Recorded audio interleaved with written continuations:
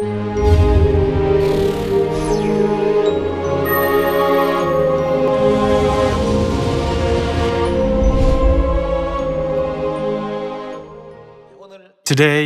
let us take some time to study the Word of God under the title, Guided by the Spirit and the Bride. In other words, this title means, let us now live a life of obedience in accordance with the Word of God.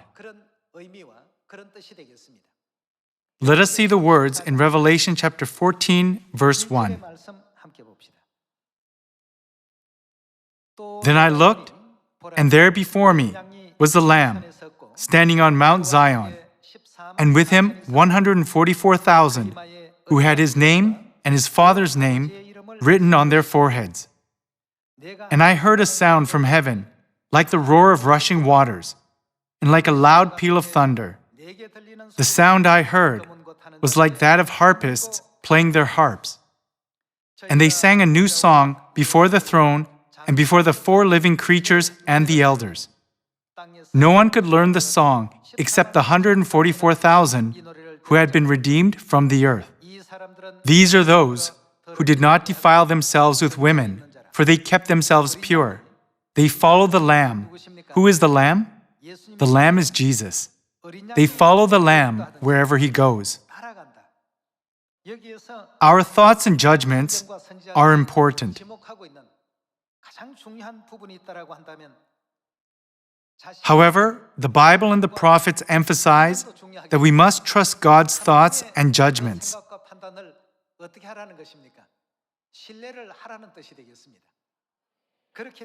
Only when we trust God's thoughts and judgments can we follow Him wherever He goes.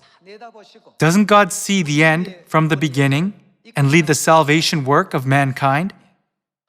We must absolutely believe and trust that God's will is preordained and certain, so it will be fulfilled without any fail.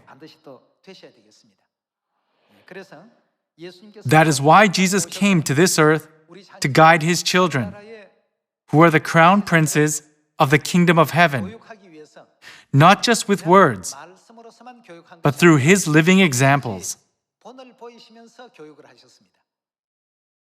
Let us see His teaching in John chapter 13, verse 15. I have set you an example, that you should do as I have done for you. He said that He set us an example. Then, wouldn't every path that Jesus walked as an example also be the path of faith that we should walk? From praying earnestly and preaching diligently, to having compassion on those who are in difficult situations, we should learn all these things from Jesus and follow the path He has set as an example for us. Now, let us find out how Jesus showed the example of obedience to His children in Hebrews chapter 5. Let's read Hebrews chapter 5, verse 8. Although He was a son, He learned obedience from what He suffered, and, once made, what did He become through His obedience? Perfect. Everyone, in order for us to be made perfect in faith, we can say that the most important thing we need in this process is obedience. Obedience must come from a sincere heart with correct and true faith. If it is done reluctantly, with the thought, I don't want to do this, God said He is not pleased with those actions.